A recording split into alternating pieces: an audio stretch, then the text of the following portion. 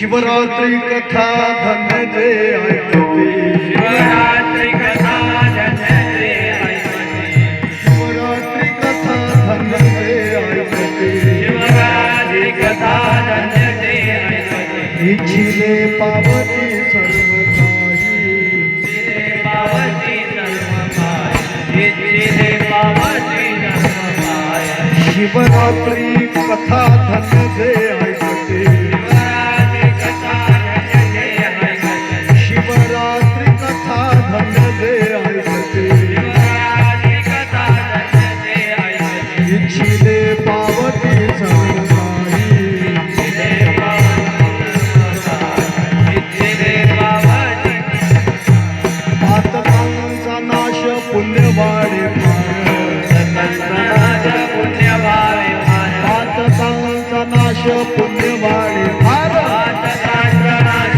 पुण्य वाढे देखी विश्वंभर कृपा करे, विश्वंभर कृपा देखी विश्वंभर कृपा भोग भोग ज्ञान वाढेल संतान, भोग भोग ज्ञान वाढेल भोग भोग ज्ञान वाढेल संतान, भोग भोग ज्ञान वाढेल संतान काळ करी चरण सेवा त्यांची, काळ परिचरण सेवाच्या काळ परिचरण सेवाच्या पातकांचा नाश पुण्य वाढे फार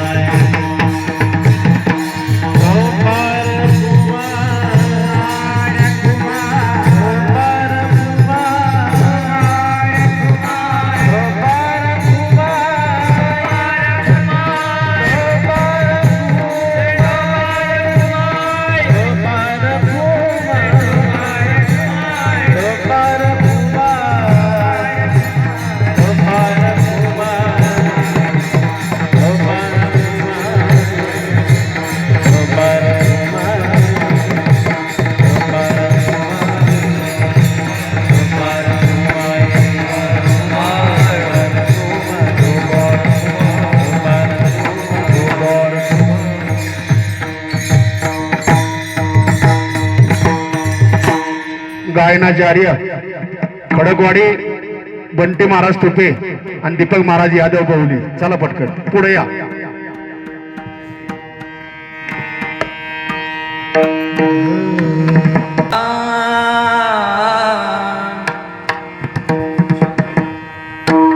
शिवरात्री कथा धन्य जे ऐकते.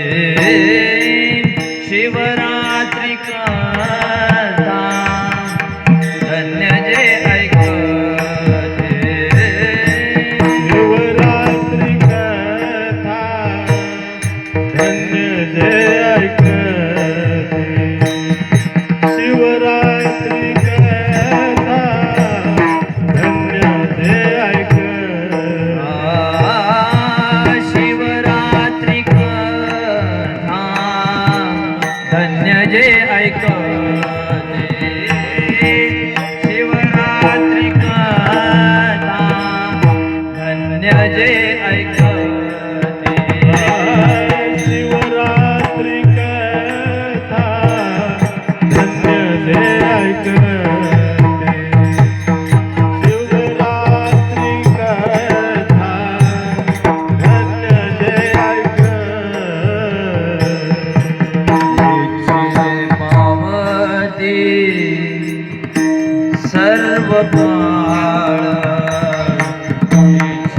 पावती सर्व काळ. पातकांचा नाश पुण्यवाणे फार. पातकांचा नाश पुण्यवाणे फार. इच्छिले पावते सर्व काळ. इच्छिले पावते सर्व काळ. पातकांचा नाश पुण्यवाणे फार. पातकांचा नाश पुण्यवाणे फार. शिवरात्री कथा धन्य जे ऐकते. शिवरात्री कथा धन्य जे ऐकते. शिवरात्री कथा धन्य जे ऐकते. शिवरात्री कथा धन्य जे ऐकते. शिवरात्री कथा धन्य जे ऐकते. शिवरात्री कथा धन्य जे ऐकते.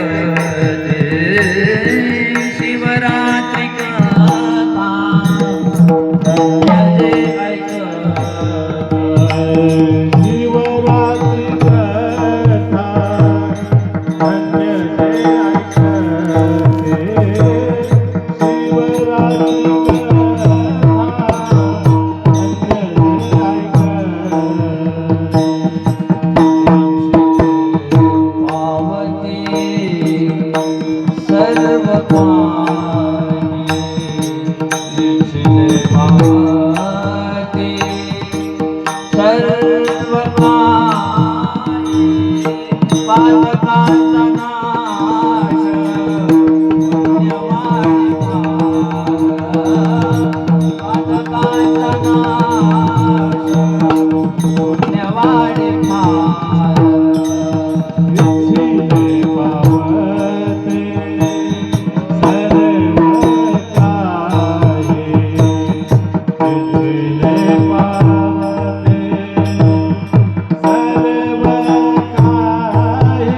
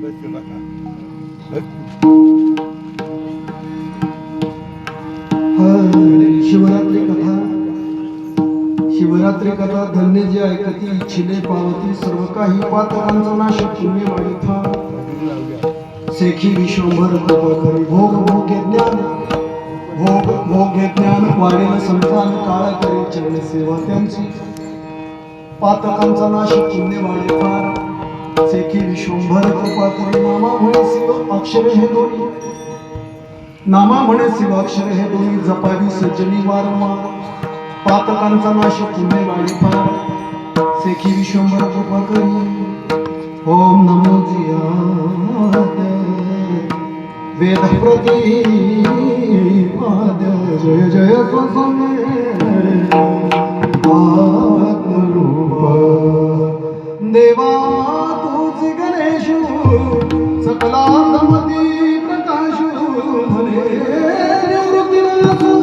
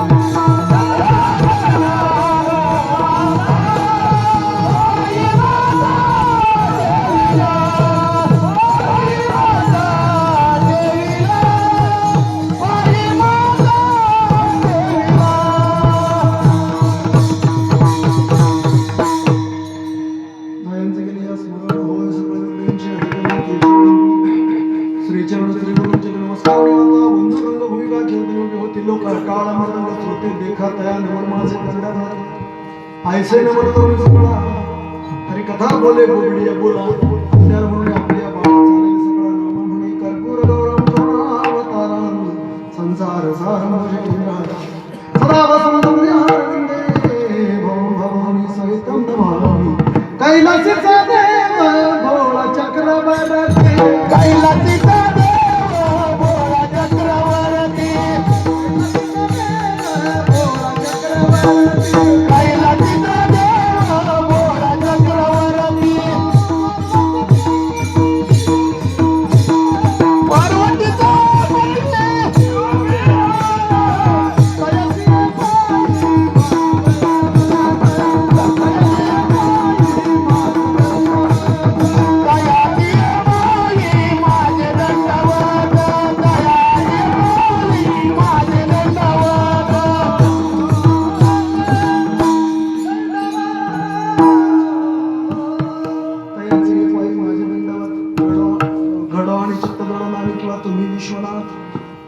दिनरंग मेना कृपा करल ती थोडी पाया पडलो सेवे लागी सेवक तुमच्या लागलो निज चरणा तुमच्या लागलो निज चरणा आहो सोने तुकया देवा यावरी न करावा आम्ही बसलेले एकदा सर्व मोठ्या प्रेमाने म्हणले जरसेश्वर भगवान की जय जय श्री राम जय श्री राम जय श्री राम छत्रपती शिवाजी महाराज की जय वीर संभाजी महाराज की जय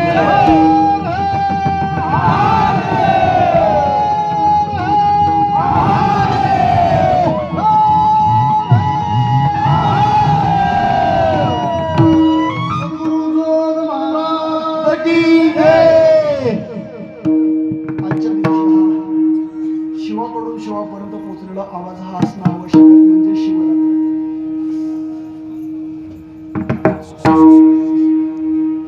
शिवरात्री कथा धन्य जे ऐकती इच्छिले पावती सर्व काही पातकांचा नाश पुण्य वाढे शेखी विश्वंभर कृपा करी.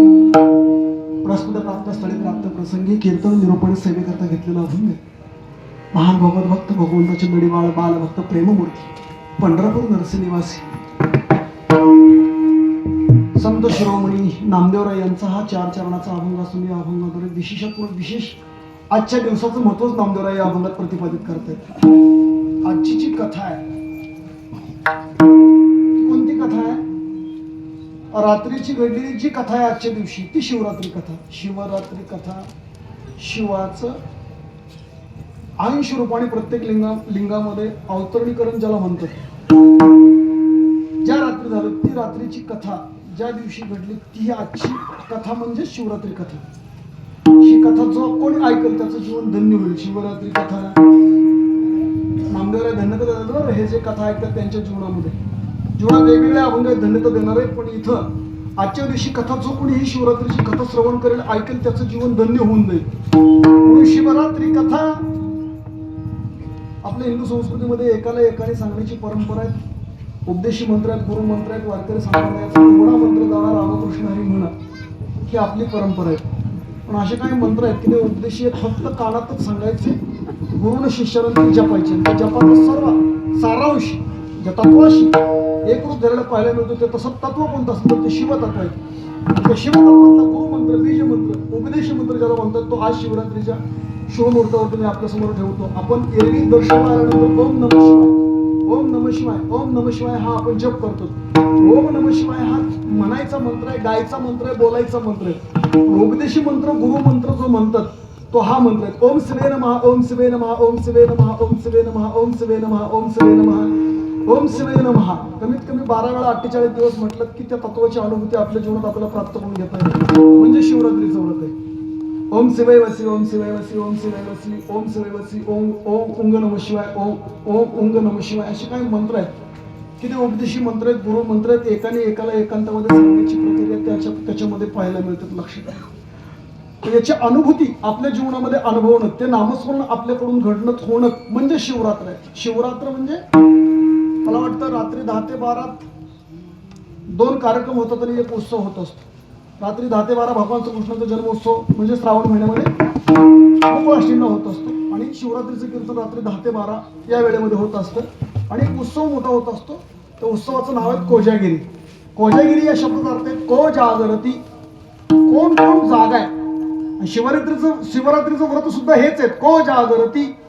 आजच्या व्रतामध्ये कोण कोण शिवतत्वाशी एकरूप होण्याकरता, अनन्य होण्याकरता जागेत, म्हणजे आपण तेच आहोत याची जाणीव आपल्या अंतःकरणामध्ये प्राप्त करून घेण्याकरता आपण त्याची उपासना करून आपल्या साधनेमध्ये किती तत्पर आहेत. तो दिवस म्हणजे आपला आजचा दिवस आहे साधनेचं सिद्ध होण्याचा किंवा अनुसंधान साधनेचा, तो दिवस म्हणजे शिवरात्रीचा. को जागरती. शिवरात्रीच्या दिवशी जागरण नाही, जागरूक राहणं महत्वाचं आहे. जागत तर आपण सगळेच आहेत. डोळ्यांनी पाहतो. आमचे गुरुजी सांगायचे चर्मचक्षु आणि चर्मचक्षु 2 दृष्टी आहेत आपल्याकडे. एक दिव्य दृष्टी आहेत आणि एक नॉर्मल आपल्या सर्वसामान्यताच्या दृष्टीने पाहतो ती दृष्टी आहे.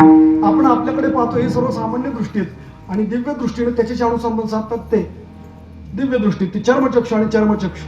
चर्मचक्षु कातड्याची, चर्मचक्षु म्हणजे दिव्य दृष्टी. सत्य ज्ञान आनंद गगनाचे प्रावर्ण नाही रूपवर्णन गुणजेत यामध्ये माऊली सांगतात. तो हा रे श्री हरी पाहिला डोळे,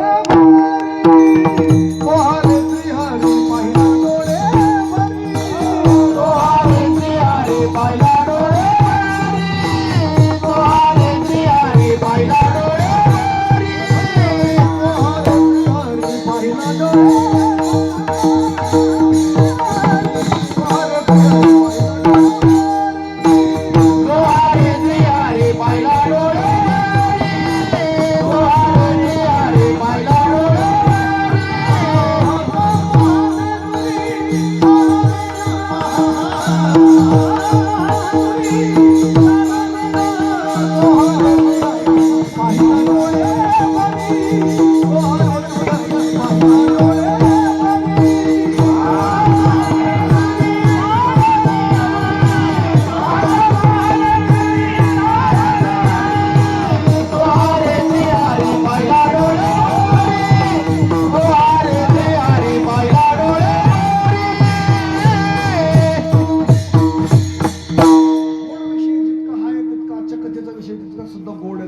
ही रात्रीची घडलेली कथा आहे.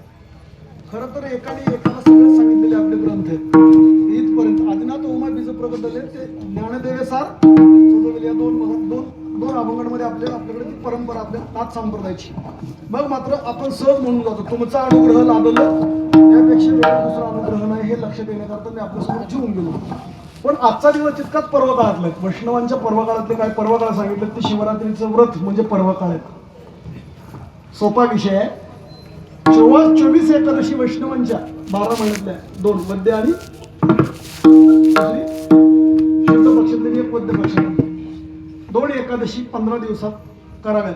वैष्णवांच्या व्रतामध्ये सोमवार एकादशी, रामनवमी, हनुमान जयंती, नरसिंह जयंती, वामन जयंती, परशुराम जयंती, सोमवार, शिवरात्री हे वैष्णवांच्या व्रतांमध्ये सांगितलेली व्रत आहे. 24 एकादशीचं व्रत केल्यानंतर जे फळ मिळतं तेच फळ एक शिवरात्रीचं व्रत केल्यानंतर मिळतं. याचा अर्थ असा नाही की ते 24 एकादशी करायचे नाही असा त्याचा अर्थ नाही, लक्षात ठेवा. पण 24 एकादशीच्या व्रताचं फळ एका व्रतामध्ये नामदेवराय सांगतात. ते व्रत कोणतं असेल तर ती ही शिवरात्रीची कथा आहे.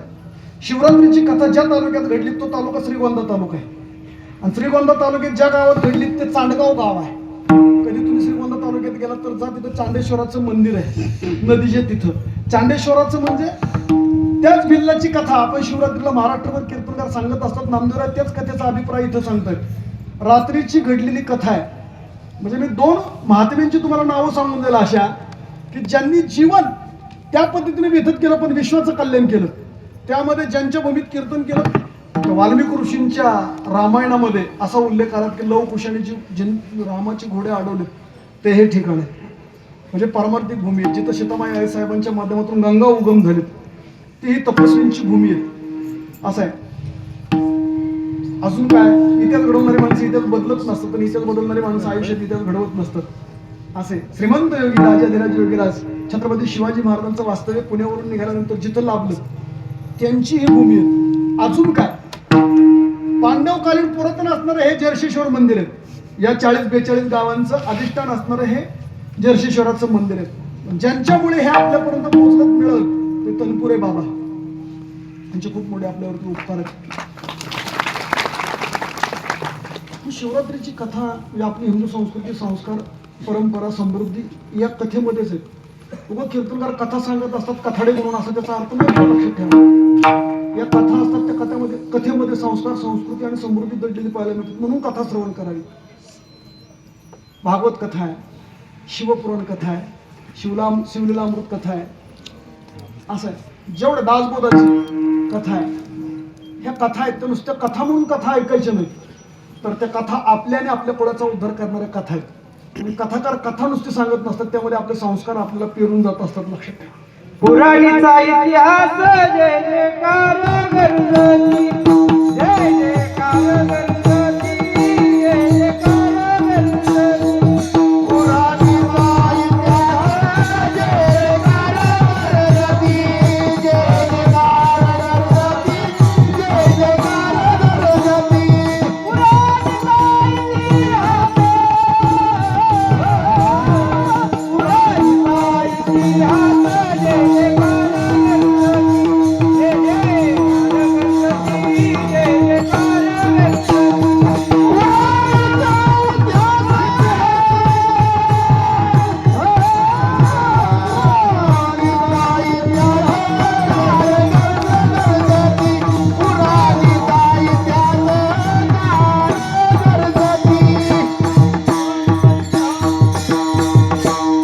जय जयकार. पोळ्याच राहिले नाही, त्या पोळ्यातलं पुराण ह्यांना कळणार नाही, तर ते पुराण कधी कळायचं. मी माझ्या बायकोला येता म्हणलं रताळे आणली होती उपसनाच्या, राहिली 4-2 तर उद्या घाऱ्या कर, शिवरात्र आपण सोडून द्यायची होती. म्हणले घाऱ्या कशाला म्हणते, तिथून सुरुवात करायचं. तुला आमचा जीव शोध.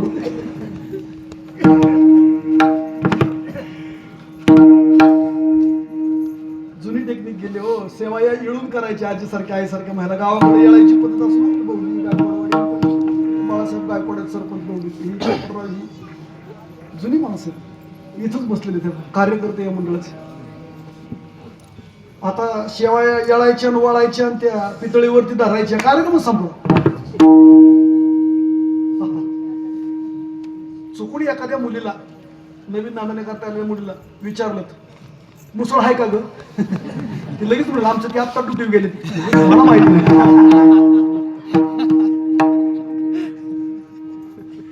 घरात आहे का नाही मला माहित नाही, आमच्या त्यांना माहिती आहे ते ड्युटीवरती गेले, ते आल्यानंतर सांगेल असं म्हणत होतं तिला.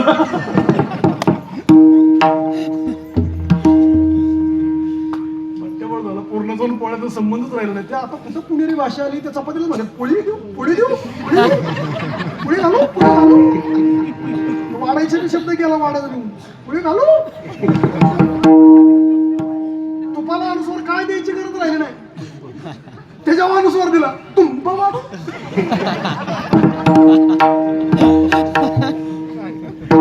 तुम्हाला ही कधी मजा बघायची का, जेवणाची मजा? तुम्ही या कार्यक्रमाचे स्वामींचं खूप मोठं योगदान आहे. सोपन काका बरोबर 47 नंबर दिंडीला कसा मिळाला काय माहिती. आमचा 20वा नंबर आहे पाठीमागे, आणि यांचा 47वा नंबर आहे. तुमच्या पंचपुरुषीचं भाग्य आहे. ज्ञानेश्वर महाराजांबरोबर चालायचं म्हटलं की विष्णू बरोबर चालल्यासारखं आहे. निवृत्ती दादांबरोबर जायचं म्हटलं की सदाशिवांबरोबर चालल्यासारखं आहे. आणि माणसं म्हणजे आम्हाला ब्रह्मदेवाबरोबर चालायचं, मग या सोपन काका बरोबर आपल्या दिंडीत महाराज. वा, काय आनंद आहे सोपन काका बरोबर. वारीत वारकऱ्यांची व्यवस्थित सोय. आता माझ्या बरोबर आमच्या दिंडीचे मेंबर आले, त्यांचा टँकर असतो सासवड ते पंढरपूर, पाण्याची मोफत सोय करतात ते. सावंत महाराज माझ्या बरोबर आलेले. स्वामी आता ह्या तुमचे माऊली ज्ञान संस्कार गुरुकुल संस्थेचे विद्यार्थ्यांची स्वामी किती काळजी घेतात आहे का ना. म्हणून रामदास स्वामी महाराज असतील या कार्यक्रमाचे, ज्यांचं आपल्याला हे वैभव कळालं, शिव साधनेचे, शिवतत्वाची एकरूप असणारे व्यक्तिमत्व. पंढरपूरला ज्या तनपुरे मठाची मोठी परंपरा आहे, फडाची मठाची, हे सुद्धा तनपुरे बाबाच आहेत. कशी माणसं कुठून आली त्या काळात, आणि आज एवढ्या सुविधा उपलब्ध करून दिल्यात. आणि त्याचा ऐश्वर्य म्हणजे आपल्या 42 गावातून दिंडी निघते सोपन काकांबरोबर. लक्षात ठेवा. तुम्ही आळंदीला पंढरपूरला वारीला जात असाल, मी कोणा दिंडीबरोबर माऊलींबरोबर की तुकाराम महाराजांबरोबर, हा विषय माझ्या दृष्टीने महत्वाचा नाही. पण 100-125 दिंड्या आता स्वप्न काकाबरोबर 1,00,000-1,50,000 समाज झालायत, लक्षात ठेवा. आणि या भागातून येणारी फक्त आणि फक्त आपली एकच दिंडी आहे. आणि या दिंडीत लोक सुद्धा 100 आहेत सध्या, 70-80-90-100 लोक आहेत. उत्कृष्ट पद्धतीनं स्वामी चालक आहेत. या भागाचं वैभव आमच्या वारकरी संप्रदायात खूप मोठं योगदान सेवेचं आहे. ते गोसेवक असणारे गोगावले महाराज माझ्या समोरच आहेत. चालक मालक या माध्यमातून त्यांची सेवा तर निष्कामच आहे. गोशाळेचं उद्घाटनाचं पहिलं काल्याचं कीर्तन मी तिथे केल्यासारखं मला आजही आठवतं. तिथून सुरुवात झाली आणि मग मात्र त्याही दिंडीला सर्वांनी, तुम्ही माऊलींबरोबर चालताय 25-30-50 वर्ष झाली, चाला, नाही असं नाही, पण 1 वर्ष स्वपन काका बरोबर चालून बघा. परत तुम्ही स्वपन काकांना सोडून चालणार नाही. तितका सुटेबल, सुटसुटीत, व्यवस्थित राहण्यासहित वारकऱ्यांची कुठेही गैरसोय होणार नाही. का म्हणून एवढं तळतळीने सांगतोय? आपल्या गावचे 47वा नंबर आहेत का? मी तर सांगितलं मध्ये 47वा नंबर इतक्या लवकर जाऊन आम्हाला मिळाला नाही महाराज, लवकर मिळाला नाही, पण तुम्हाला मिळालं. हे तुमच्या या जर्शीश्वर पंचकृषीचं म्हणजे या 40 गावांचं महत् भाग्य आहे. त्याची महती आपण सर्वांनी एकत्रित होऊन अधिक वाढवावी, एवढी मात्र मी जर्शीश्वरासमोर आपल्याला सर्वांना विनंती करेल की त्या सोहळ्याचंही महत्व आपण आला तर निश्चित वाटल्याशिवाय राहणार नाही. या एवढं तळतळीनं का सांगतोय? तुम्ही आमच्या गावात मुक्कामाला असता म्हणून. पालखी सोहळ्याचा 3रा मुक्काम आमच्या गावात असतो, निंबूतला. मग त्या तुम्ही आलात की आम्ही इथे येऊन गेल्याचं पुण्य आम्हाला समाधान थोडं आमच्या गावात आल्यानंतर मिळेल. तुम्ही आम्हाला बोलवता म्हणून आम्ही येतो, पण तुम्हाला सगळ्यांना कसं काय बोलवायचं? मग सोहळ्यात या. स्वामींचं खूप मोठं योगदान आहे. आपल्या सर्वांचं सहकार्य आहे. या पंचकृषीचंच वैभव असणार संपन्न हे दैवत आहेत, लक्षात राहू द्या. जप पूर्णाचा विषय चालला होता आपला. पुराण सुद्धा सांगतात त्याचं औदार्य जाणून स्वतंत्र, तुझे औदार्य जाणून स्वतंत्र देताना म्हणजे पात्र पात्र कैवल्य ऐसे पवित्र वैरी आहे की दिले तू वासना काधिकाची निमाने सायुज सौरस तुझा पुतणे जगिशाचे स्तन पाणे उदार तू हरी ऐसी कीर्ती चराचरी आनंद हे थोडी गरजे ताती पुराणे पूर्णामध्ये आलेला पाहायला मिळेल. लक्षात ठेवा. त्याच्यासारखा औदार्यवान कोण नाही, लक्षात ठेवा. उत्पत्ती स्थिती आणि लय करणारं दैवत म्हणजे शिव आहे. तिन्ही शक्ती एकत्रित आहे म्हणून त्याचं अस्तित्व सांगतो. सांगितलं ती असतानाच गडी साधा आहे. साधा असून भोळा असणं वेगळं, भोळा असून साधा असणं वेगळं. काय माणसं भोळी असतात ती साधी नसतात, आणि काय साधी असतात ती भोळी नसते. काय भोळी बी नसते आणि साधी बी नसते. त्याची टोपी त्याला, त्याची टोपी त्याला, सगळ्या आपल्या डोक्यात. आमचा वारकरी कसा दिसतो? साधा दिसतो, भोळा नसतो. तो का म्हणे भोळा जिंकू जाणे कळे काळा, कळे काळाला कात घालत टाकत. काय माणसं भोळी दिसतात ती भोळी नसतात. काय माणसं भोळी दिसतात ती भोळीच असतात. काय माणसं भोळी दिसतात ती बावळट नसतात. काय माणसं बावळट असतात ती बावळटच असतात. एक बारामती तालुक्यातला मुंबईला एक जण गेला. पहिल्यांदाच मुंबईला गेलेला. मुंबई सारखी शेती त्यांनी बघितली. 40-50 मजली इमारत बघितली. तो म्हटलं आपल्या गावात दुसऱ्या मजल्याच्यावर मजलं नाही. ही माणसं वर कशी जात असतील, खाली कशी येत असतील, म्हणून त्यांनी मजलं मोजायला सुरुवात केली. तेवढ्यात मुंबईमध्ये एका ठिकाणी बघितलं. ते ठग म्हणला, इकडे कुठून आलास? बारामतीने आलास ना? कसं काय बारामतीने चालू म्हणला. तुला माहिती आहे का मुंबईचा कायदा? तो मुंबईचा ठग म्हणला. बारामतीचा माणूस म्हणला आपल्याला नाही माहिती. एक माणसा म्हटलं की 2 रुपये टॅक्स. तो ठग म्हणला सांग किती मोजले? म्हटलं साहेब आपल्याला माहित नव्हतं, 20च मोजले. ती दे 40 रुपये. 20 दुनी 40. ठगाने ठगावलं याला, त्याला काय माहिती. 40 रुपये घेतलं. तो ठग असतो तिथंच आणि हा पुढच्या चौकात गेला तिथं हसतोय. या दोघांचा प्रकार 3ऱ्या माणसाने पाहिलं. त्यांनी त्या बारामतीवाल्याला विचारलं तुम्ही इथं हसताय, तो तिथं हसतोय, काय कारण आहे? तो म्हणे मी त्याला फसवलं. बारामतीवाला म्हणला लगेच आहे. त्याने मला विचारलं एक मालदा मोजलं की 2 रुपये टॅक्स. किती मोजलं सांग? मी सांगितलं 20. दे 40 रुपये. मी त्याला 40 दिले म्हणून तो हसतोय. मग तुम्ही का हसताय? म्हणला मोजले होते 50चे 50, सांगितले 20च. काय माणसं भोळे असतात, भोळे असतात, पण भोळी माणसं भोळे नसतात. तसं शिवभोळा चक्रवर्ती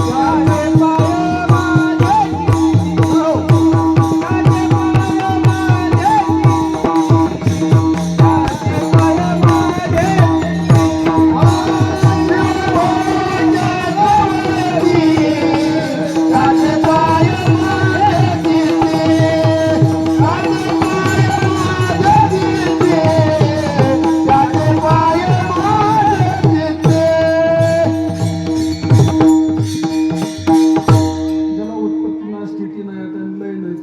अजय आहे, नित्य आहे, शाश्वत आहे, अंश रूपानं आज प्रत्येक लिंगामध्ये ज्याचं अवतरीकरण येणं, ज्याचं पाहायला मिळतात किंवा ज्याचं अस्तित्व पाहायला मिळतं, तो आजचा पर्व काळातला दिवस आहे. मी आपल्याला हेच सांगत होतो की काही आपली पुराण आहेत, शास्त्र आहेत, तो एकाने एकाला एकांतामध्ये सांगितलेली पाहायला मिळतील. तशी ही जी कथा आहे ती खरं तर 3 दिवसाची ही कथा आहे. दशमी, एकादश, द्वादश, त्रयोदशी, शिवरात्री. म्हणजे ही जी कथा आहे ती अतिशय सुंदर गोड कथा आहे. रात्रीची घडलेली ही कथा आहे. ही रात्री, आज रात्री घडण्या अगोदर 3 दिवस व्रत घडले, उपवास घडलाय, निरंकार उपवास त्याच्याकडून झालाय. म्हणजे वारकऱ्याची एकादश सांगितली, दशमी एक टाइम, एकादश निराहार, द्वादश दिवस उभा एक टाइम सोडायची, ही वारकऱ्याची एकादश आहे. पण आपल्याला माहितच नाही आज एकादश आहे म्हणून. जेवणापेक्षा माणसं डबल खाते फराळाचं. आम्ही आळंदीत होतो त्यावेळेस गुरुजी म्हणायचे दिवसभर चरपणी एकादश धर. गुरुजी आम्हाला सांगायचे. नवीन शिकायला आलेलो आळंदीत. एकादशी दिवशी मधुकरी पण खिचडी करायची, 50-50 पैसे रुपया काढायचा. 40-50 विद्यार्थी मिळून संस्थेत असताना नव्हती. खिचडी भात करायचा. एकादशी दिवशी मधुकरी नाही मिळली तर भात आम्ही इतका खाल्लाय आळंदीत, भात इतका खाल्लाय, भात बघितला तरी खाल्ल्याला वाटतं. नुसता भात बघितलं तरी खाल्ल्याला वाटतं. खाल्ल्याचा फेल होतो भात, इतका भात खाल्लाय. खिचडी एवढ्याच लहान वयात काय एकादशी दम निघतो सांगा बरं. असं छोटे छोटे वयात मी मुलं एकादशी करतात बरं, लक्षात ठेवा. सोमवार करतात, संस्थेचे विद्यार्थी आहेत. आणि मग एकादशीचं व्रत, दशमी एक टाइम, एकादश निराहार, द्वादशीचं व्रत त्याच्याकडून घडलं. शिवरात्री दिवशी ज्या झाडावरती चढलात बसलात शिकार करण्याकरता, ते बेलाचं झाड आहे हे त्याला माहित नव्हतं. काय काय माणसाला बेलाचं झाड अजून माहित नाही. मी आळंदीला संसद असताना एखाद्या आंधळ्या बाबांना पलीकडे नेऊन सोडलं महाद्वारात. बाबा म्हटलं तुम्ही महाद्वारासमोर आहे, जावा आता समोर, तुम्हाला दर्शनाला जायचं ना. म्हटलं नाही महाराज, माझं 95 वर्षाचं वय आहे, आता दिसत नाही भागवेळा आहे, पण 95 वर्षात एकदाही माऊलीच्या अजून दर्शनाला गेलो नाही. तो भाग्यवान, तुम्ही भाग्यवान, मलाच कळलं नाही तेवढंच. 95 वर्ष आळंदीत राहून आपण माऊलीचं दर्शन घेऊ शकत नाही, केवढं मोठं दुर्दैव आहे आळंदीमध्ये. आजही काय अशी माणसं आहेत. विठ्ठल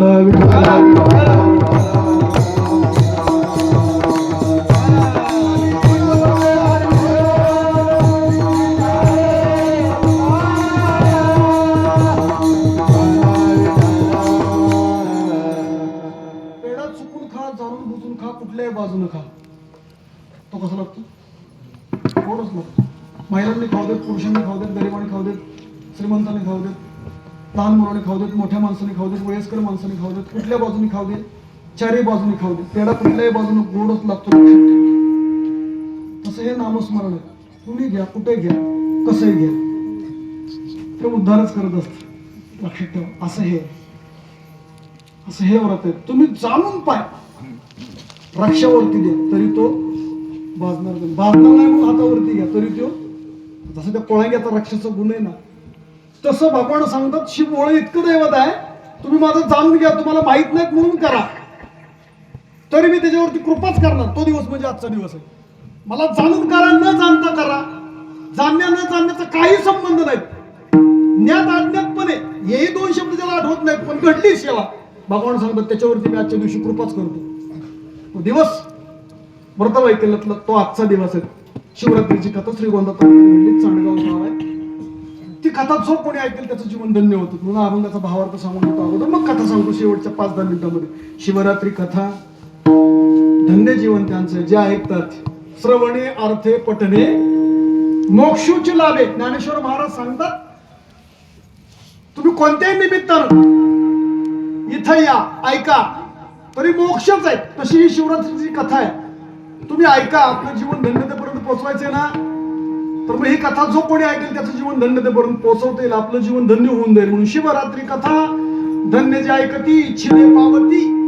मनात असणारे संकल्प सर्व पूर्ण करणारी कथा म्हणजे शिवरात्रीची कथा आहे. इच्छिले पावती सर्व काही. म्हणजे आपल्या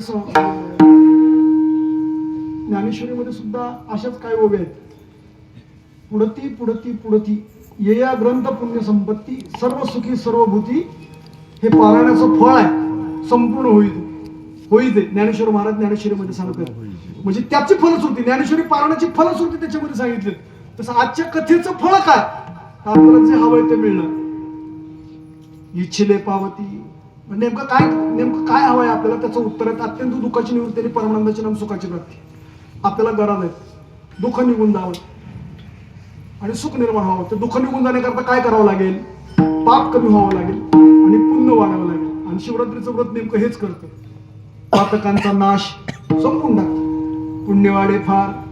आणि शेवटी एवढा सर्व अट्टहास कशासाठी येत? की कृपा प्राप्त करून घेण्याकरता.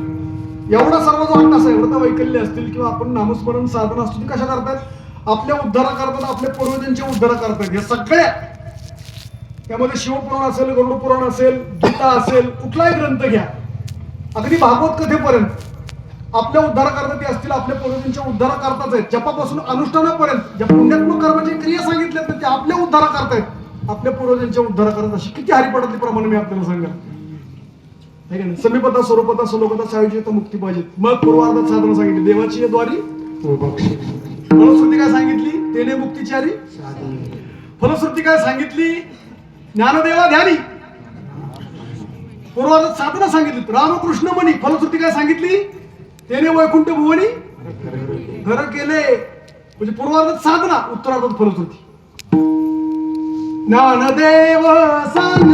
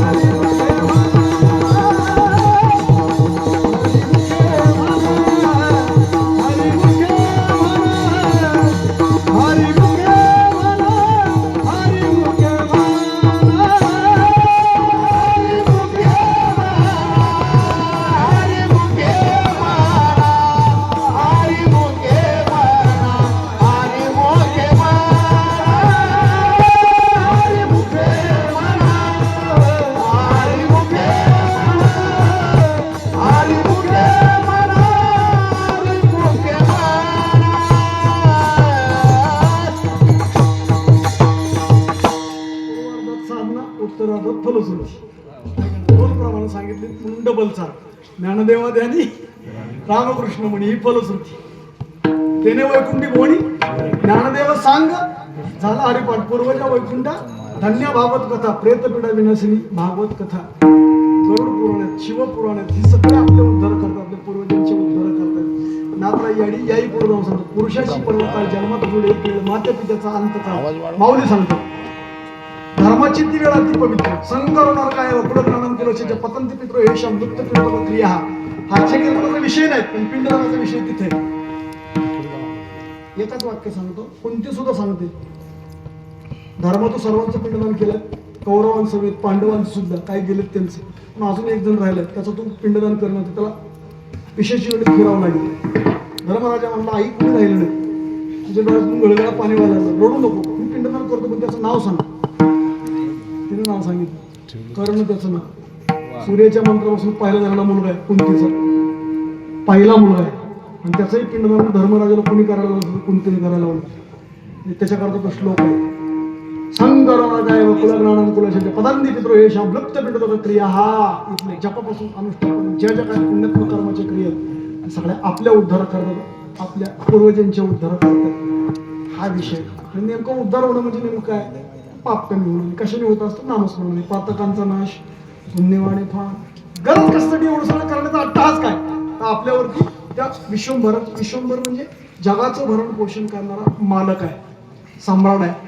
चक्रवर्ती आहेत महाराज सांगतात शेखी विश्वंभर शेखी म्हणजे अंतकाळात तो आपल्यावरती कृपा करतो माणसं सर्वजण म्हणतात कृपा करणं म्हणजे काय तर भगवान सांगतात की त्यांच्याकरता मी येतो आजच्या दिवशी नेण्याकरता आला ना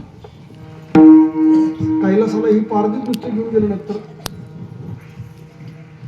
ते हरणं सुद्धा नेली ते चंद्रात दिसली नाही हरणं ती आजची कथा आहे थोडा हा विषय येणार आहे चंद्रात हरणं दिसते ते बघा ते सस दिसते सस वर बघितलं नाही का दिसत वर बघितलं मंडपला चांगला आहे दिसत नाही आजच्या दिवशीची कथा आहे गोड कथा आहे पातकांचा नाश पुण्यवाडे फार शेखी श्रद्धायुक्त अंतराने भगवान सांगतात जो मज भय अनन्य शरण त्याचे निवारी मी जन्म मरण या लागे शरण शरण्य मीच येतो अनन्यश्चिंत यंतवानी जनः परिपासने तेषां नित्यनित्यनां योगक्षेमं मोहं सर्व धर्मान् परित्यज्य मामेकं शरणं व्रज अहं तं सुरपाप्येभ्यो मोक्षयिष्यामि मा शुचः या बहुरूपी संसार सागरून तारून येणारा केवळ एकमेव मीच आहे म्हणून मला एकाला तू शरण ये मला एकाला तू अनन्य भावाने शरण आला तर मी या बहुरूपी संसार सागरून तारून येणारा केवळ एकमेव मीच आहे भगवान अर्जुनाच्या माध्यमातून तुम्हाला आम्हाला गीतेमध्ये सांगितलं एवढंच नाही या सृष्टीमध्ये जेवढे भोग आहेत ना ते भोग तुम्हाला प्राप्त होतील शिवकृपेने ते भोगाविषयी याकरता ज्ञान प्राप्त होईल आणि ते भोगण्याकरता तुमच्या साधनेने म्हणजे त्याला असं म्हणता येईल धर्माने सांगितलेलं अनुकरण आहे त्याच्यामध्ये लक्षात ठेवा त्यापेक्षा विरहित नाहीत पण धर्माला अनुकरण असणारे जे काय असतील ते भोगण्याकरता तुमच्या इंद्रियामध्ये पाटवे सुद्धा असणार आहेत लक्षात ठेवा नामदेवराव सांगतात भोग भोग्य ज्ञान वाढेल संतान वाढेल संतान म्हणजे नेमकं काय संस्कारात जे उच्चते आणि संस्कारात जे उच्चते नेमकं काय त्याचं उत्तर तो खूप बरं सांगतो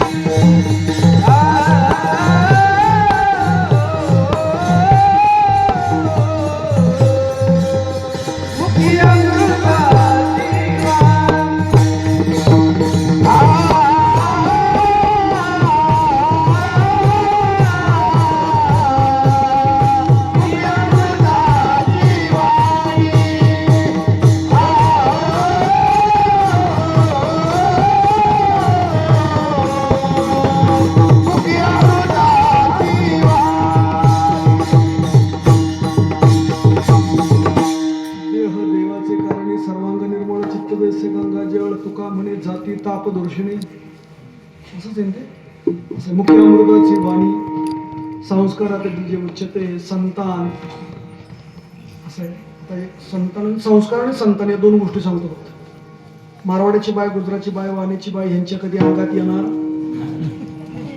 आपली बाय भर दिवसा 12 वाजता चौकात घुमल्याशिवाय राहणार. तुम्हाला वाटतं का देवीच्या विरोधात मी कीर्तन करणार आहे? नाही. देवीला मानलंय नमस्तोनंताय सहस्रमूर्ते सहस्र पाराक्ष शिरोर महावे सहस्र नामने पुरुषाय शाश्वते सहस्र कोटी युगधारिणे नमः. अनादि निर्गुण प्रगटली भवानी मोह महिषासुर विविध तापाची भक्त लागी तू आईचा जोगवा जय जगदंबे जगवदगोदे पूर्ण कदंबे देह तुझा आरतीला देह तुझा आरतीला तुझं म्या फुलवरा फुलवरा बांधी फुलवरा बांधी तुझं म्या. हे सगळे मालिकेतले अभंग आहेत देवीची. कोण म्हणतं का देवीचे अभंग हे मालिकेत नवरात्रात सांगा बरं देवी समोर. त्या अर्ध्याने काढली नवीनच गाणी लोक म्हणतात तिरक म्हणजे नवीनच गाणं काढली या काढल्याने मी सहज येत येता ऐकलं. तिरकी टोपी वाकड्या वागा बरी आम्हाची नजर शिकवल्या काय संबंध नाही पण तिकडे गर्दी.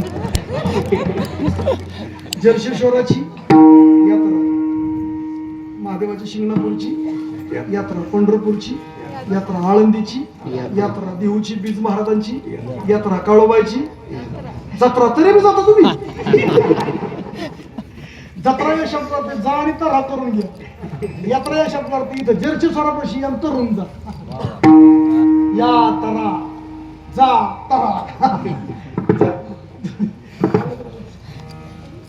अंधश्रद्धेला किती बळी जावं. श्रद्धावान लभते ज्ञानम तत्पर सेतेंद्रिय हा ज्ञानम लब्धा पराम शांती मचिरेण गच्छति अर्जुन.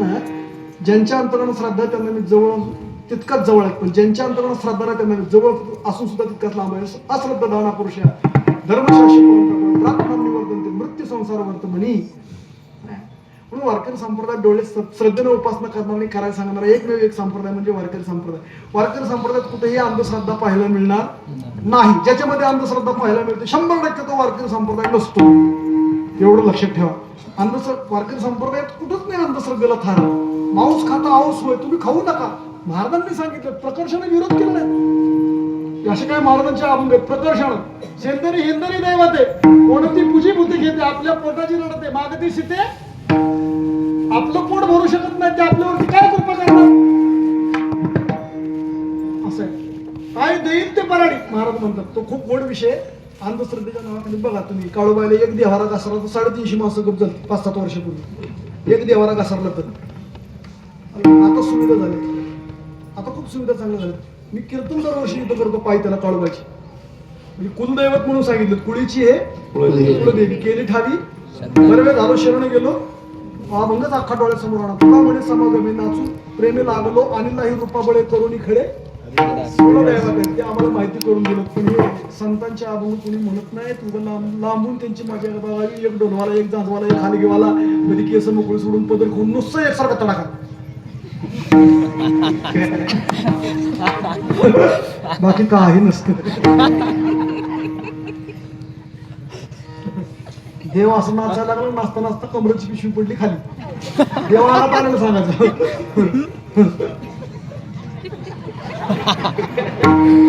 जनावरच पुढे बसलेला असतो तो वर बघत असतो. देवाच्या लक्षात आलं की आपले मालक खाली बघत नाही. पिशवी पैसे गाळा होण्याची शक्यता आहे.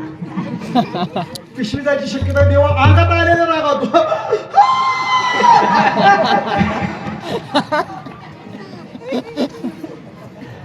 तुम्हाला असं लागते मला काय माहिती राह. पुढे एक बारकं पोरकं बसतो त्याच्या लक्षात आलं दिवस ते पोराने पिशवी उचलून चिंगाडच पळालं पोरग. तसं देव त्याच्या मागे पिशवी दिली पिशवी दिली पिशवी दिली पिशवी दिली. देवाचं 2-4 बघलं देवा अंगातलं कुठे देव म्हणला पिशवी संग किती रुपये पिशवी 50 रुपये. 50 रुपये केवढा घोटाळा आहे. आजच्या शिवरात्रीला एवढा घोटाळा देण्यात ठेवा. करून टाका तिकडं जाऊच नका एवढा घोटाळा देण्यात ठेवा. या डोळे संख्येने उपासना करा. संस्कारात तिचे उच्चते. संस्काराच्या अनुषंगाने बोलावं तितकं थोडंच आहे पण मात्र महाराज सांगतात शुद्ध बीजा पोटी संस्कार म्हणजे आजच्या दिवशी त्याची जर कृपा झाली तर आपण संतान सुद्धा शिवकृपेला प्राप्त होणार. आपल्या कुळाचा उद्धार करणारच शिवाची किंवा नामसाधना करणाराच कुलदीपक कुलवंशी शिवकृपेने आपल्याला प्राप्त करून घेता येईल. भोग भोग्य ज्ञान वाढेल संतान एवढंच काय, शेवटी प्रत्येकाला ज्याची भीती आहे तो काळ शिवकृपेनं पळून जाईल. एवढंच नाही, पळून नुसतं जाईल असं महाराज सांगतात, पण नामदेवराय या अभंगात सांगतात तो तुमचा काळ सुद्धा सेवा करेल. काळ गुलाम सलाम करी तू गया घरी. आता ऐका दुसरं पण दड दड दड दड दुड दुड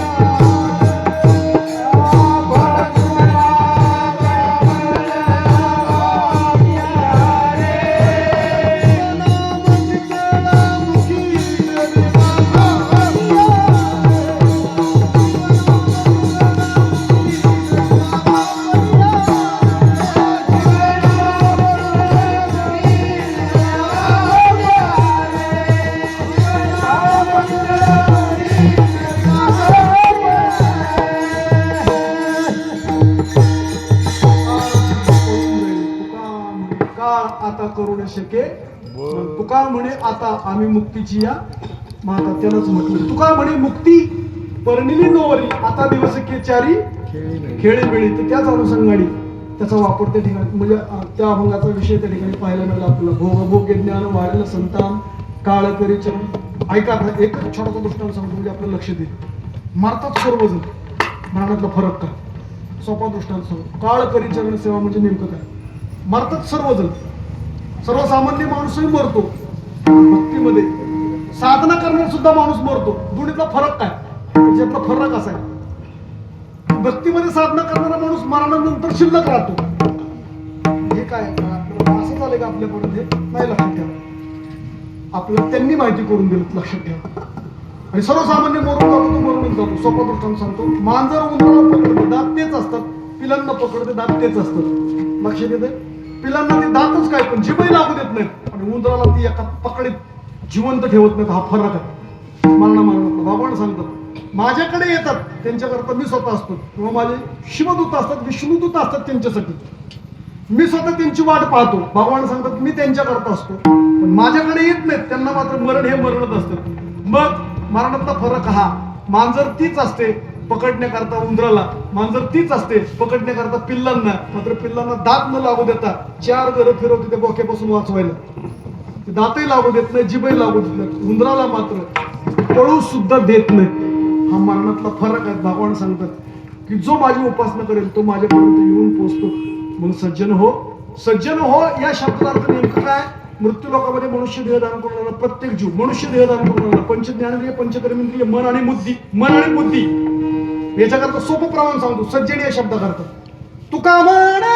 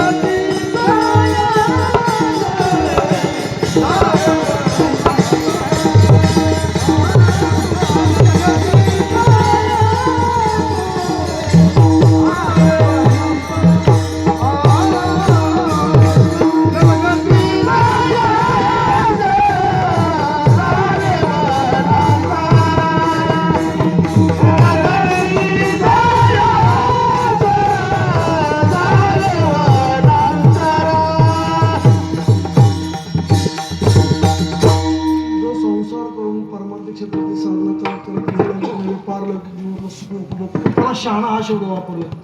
शहाणा म्हणजे मनुष्यच, आणि सज्जन म्हणजे सुद्धा मनुष्यच.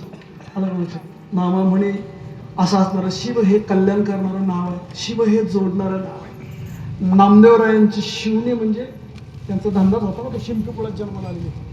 नामदेवराय म्हणतात मी शिवतो, शिवत शिवत शिवाला शिवतो, शिवत शिवत शिवाला शिवतो. ऐका ना, आलं नामा शिवी शिवी या शब्दाचा अर्थ आपण वेगळाच काढतो. आपल्या भाषेत शिवी हा शब्द अर्थ कसं होतो लक्षात ठेवा. नामस्मरण सतत घेत राहणं म्हणजे शिवाचा जप करणं. नामदेवराय सांगतात की सतत आम्ही त्याचा जप केला. मात्र सज्जन असणारे तुम्ही आम्ही आपण आपल्या सर्वांनाच नामदेवराय उपदेशात्मक शेवटच्या सांगतात की शिव हे कल्याणकारी नाव आहे. आपण सुद्धा शिवच आहोत. त्याला जोडणार नाव जर कोणतं असेल तर ते शिव आहे. ते शिवाचं नाव घ्या, तुमचं कल्याण होऊन जाईल. म्हणजे तुम्ही त्याचा जप करा. नामा म्हणे शिव अक्षरे हे दोन्ही जपावी सज्जनी वारंवार सतत. वारंवार या शब्दार्थ हे 48 वर्ष 46 वर्ष 4 वर्षांनी 50 वर्ष येणार आहे. 46 वर्ष म्हणजे वारंवार आहे. म्हणजे पारायण आहे. तिथे विद्यार्थी पारायण महाराजांच्या संस्थेचे 4 विद्यार्थी पारायण होण्याकरता पारायण हरीच्या भक्तीत पारायण होण्याकरता.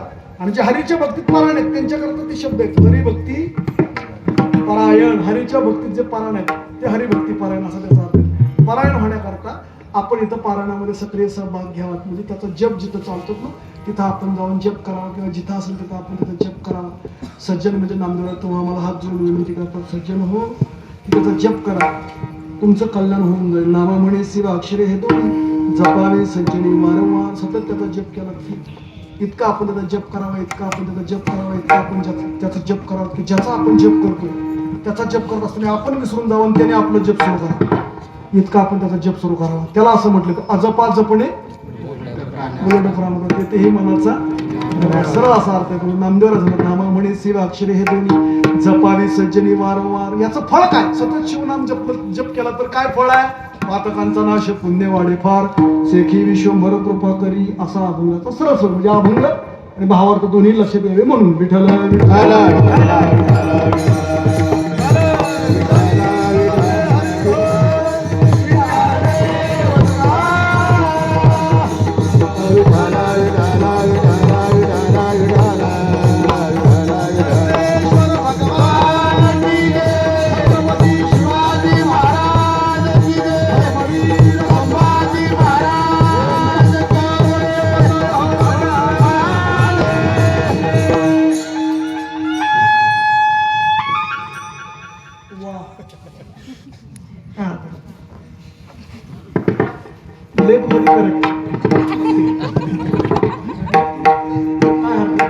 आपलंही तसंच आहे. काही गाड्या लेट सुटतात, लेट पोचतात. काही गाड्या लेट सुटतात, करेक्ट पोचतात. काही गाड्या करेक्ट सुटतात, करेक्ट पोचतात. आपल्याकडे 20-30-35 मिनिटं वेळच आहे. 11:30 वाजले ना 12 वाजेपर्यंत अंश रुपये दिलवदळ भावना आपण त्या शिवाचं दर्शन घेणं म्हणजे खऱ्या अर्थाने शिवरात्रीचा व्रत आहे. ते शिवरात्रीच्या व्रताची महती या अभंगाद्वारे नामदेवराय सांगत असताना गोड त्याचा विषय अभंगाच्या पहिल्या जन्माचा शिवरात्री कथा धन्य जे ऐकती. शिवरात्री कथा धन्य जे ऐकती. शिवरात्री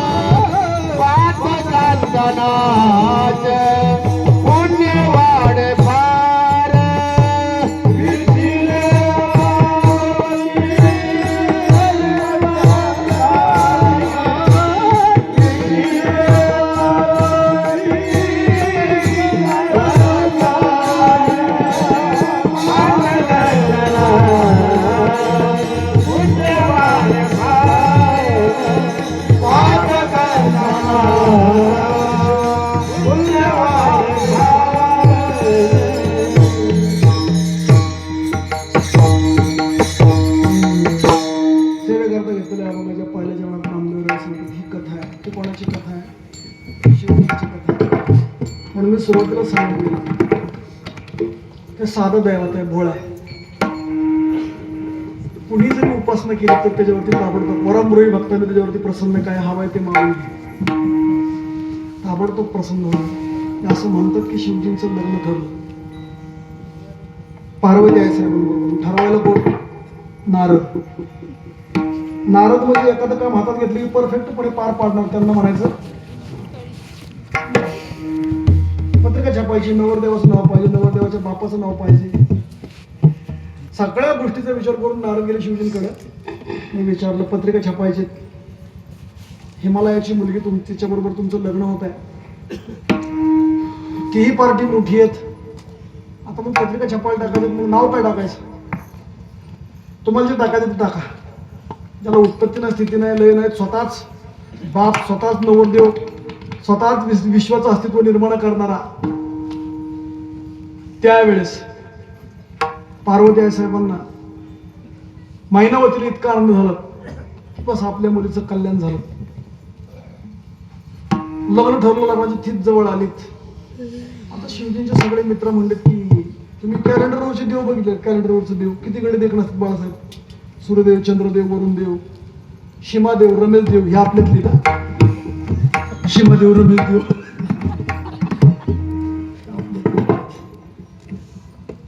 पत्रिका सर्वांना नारदांनी निरोप दिला की शिवजींचं लग्नाला यावं. हिमालयाने मोठी यथासांगी व्यवस्था केलेली सर्व वराडाची. प्रत्येक जण आपलं आपलं वाहन घेऊन, BMW, मर्सिडीज, स्कॉडा, सगळ्या असल्याच गाड्या. आता सगळे गडी इकडचंच पुणे भागातला कोणत्या मंत्री म्हणलं नंबर बसलो 27, 27, 99, 99, 45, 45. कशी बेरीज करा, 9च आली पाहिजे. 9009, 21, 51, 51. असल्याच गाड्या सगळ्या 50, 50 असल्या सगळ्या गाड्या. आणि त्यात आमची गाडी 1088.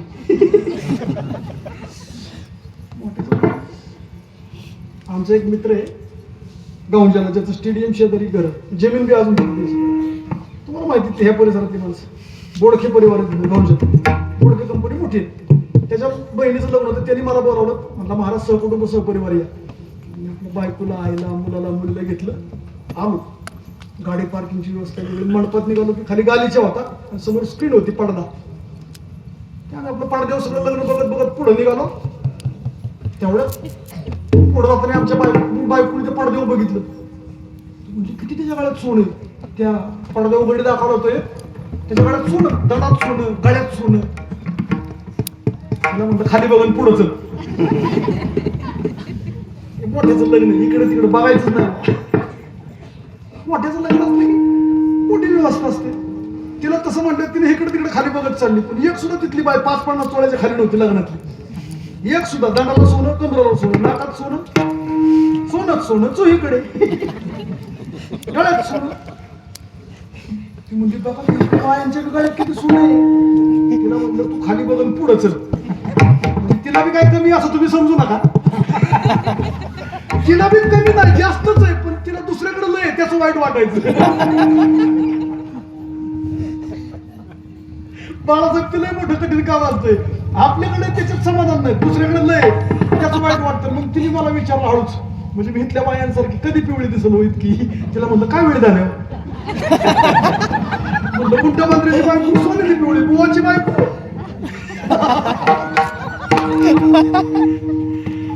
समोर येत राव. मोठ्याचं लग्न म्हटलं की मोठंच. इंद्रदेव, चंद्रदेव, वरुणदेव या सगळ्यांना माहित होतं. आपण ज्याचं कुलवर आहे तो बापच आहे. हा म्हणजे साधा समजू नका, तो सगळ्यांचा बापच आहे. त्याच्याबरोबर गेल्यावर जेव्हा सुद्धा मिळणार नाही हे या गाड्यांना माहित होतं. ही जी गाडी कुलावरीची गेली का नाही लग्नात, नवरदेव सोडून दिला त्यांनी. नवरदेवाची गाडीच मागे ठेवली. बरं नवरदेव म्हणजे कसा गाडी? साधा एकदम.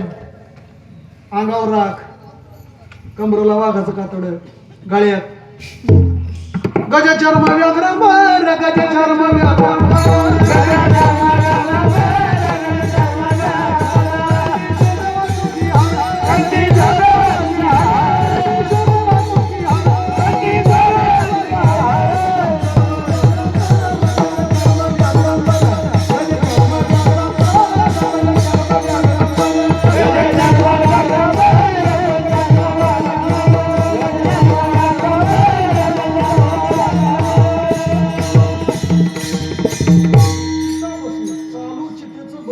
मला लागायचं रोजच लागत चिता बसून अंगावरती चिता बसून गाड्यात वासुकी सर्पाचा हार कमरेला वाराचं कातडं त्रिशूळ डमरू बर वराडा मागं राहिलं होतं त्याच्या जोडीला कोण आता हे शिवजींचं जोडीदार कोणती ऐकायची तर मित्रमंडळी आहेतच वरची सूर्यदेव चंद्रदेव हे काय कमी देखणं गडीत का नाही देखणं गडीत मग मायनावतीने विचार केला कुलवडीत इतकं देखणेत मग नवरदेव कसं असतो मायनावतीच्या डोक्यात कुलवडीत इतकी देखणीत बरं कुठल्या लागणार बघा नवरदेवपेक्षा कुलवडीत लय टाकाटक असते काय कारण विनाकारण घेणं नाही देणं नाही केसाव फुग मोकळा उद्योग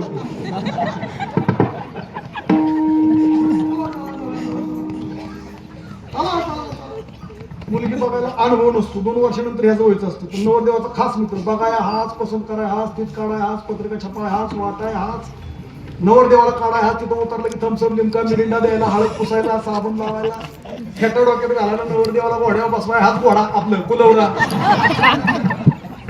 तुम्ही कुठल्या लागणार बघा पुढे डीजे मागं घोड्याच्या मध्ये हा घोडा आपलं कुलवरात येऊन मस्तपैकी त्याकडे वगैरे लागलं की चला निघायचंय घरी आला तिथं म्हणतो मला झोपायचं गड्या लय कंटाळा आला अनुभव नसताना पार पाडलं पाहिलं लग्न घरी आला गादी उशी चादर घेतली मला तो झोपायला गेला झोपताना त्या डोक्यात विचार आला की 2 वर्षांनी आपलं बी असंच होणार ते झोपताना म्हणलं बाबा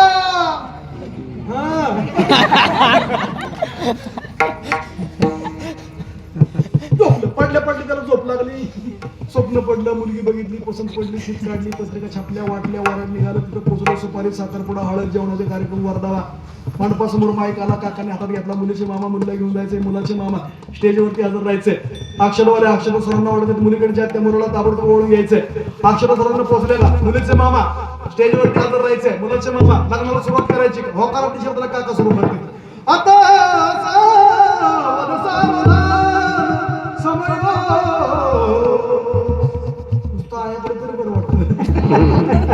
पण हे चाललंय कुठं लक्षात ठेवा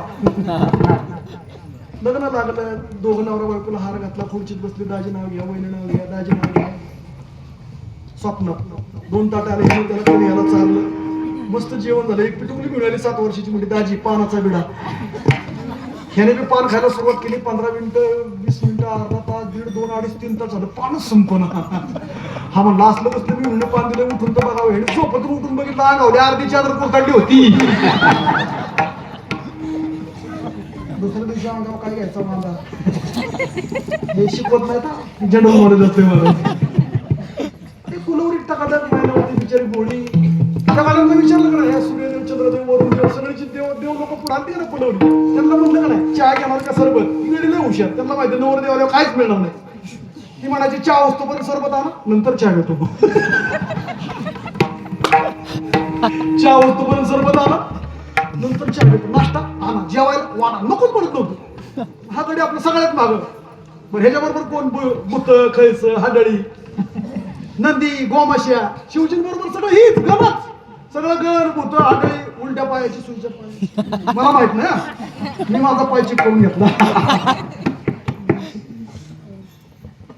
एक गोमाशी आली मी मायनावतीच्या काळात गुम करून गेली मायनावतीला सांगितलं जावाय आली ती लागा तयारीला स्वागताची मायनावतीला कोणीतरी सांगितलं जावाय आले विशीवरती चला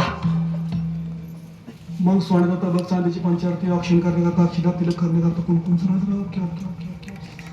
मायनावतीच्या त्या मैत्रिणी आया बाया गावातली पोरं दाजी आलं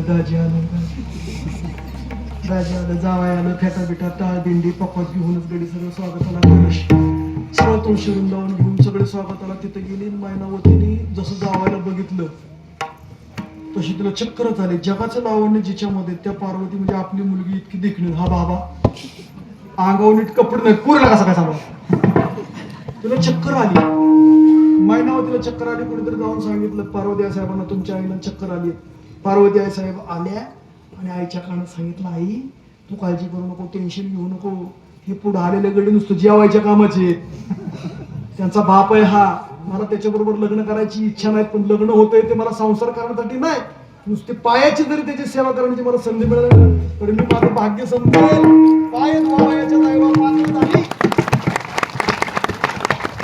आता हा तू समजतेच नुसतं गडी दिसायला नाही कळत पण शिवजी खरंच तुला माहित नाही यांचा अधिकार ग हा खूप मोठा माणूस आहे ते दिसायला फक्त साधं आहे, गडी स्मशानात राहिलं. कुठं बघा शिवजीची मंदिर कुठे निवांत आहेत का? निगुड मठ व्हावा इकडे 9 किलोमीटर वर आलोय, मला महाराजांनी सांगितलं. महाराजांच्याच गाडीत आलो. इथं आल्यानंतर का निगुड मठ व्हावा शिवालय स्वतःला स्वतः एकांतामध्ये चिता बसणं असेल इतकं भोळं दैवत कोणतं असेल तर ते हे शिवजी दैवत आहे. मग त्याची कृपा प्राप्त करून घेण्याकरता काय करावं लागेल तर आजचं व्रत सांगितलं. जो कोणी शिवरात्रीचं व्रत करेल, जो ही कथा ऐकेल त्याचं जीवन धन्य होईल. आता शिवरात्रीची कथा मी सांगतो तुम्हाला. चंडभिल नाव घेतले ठेवून मी,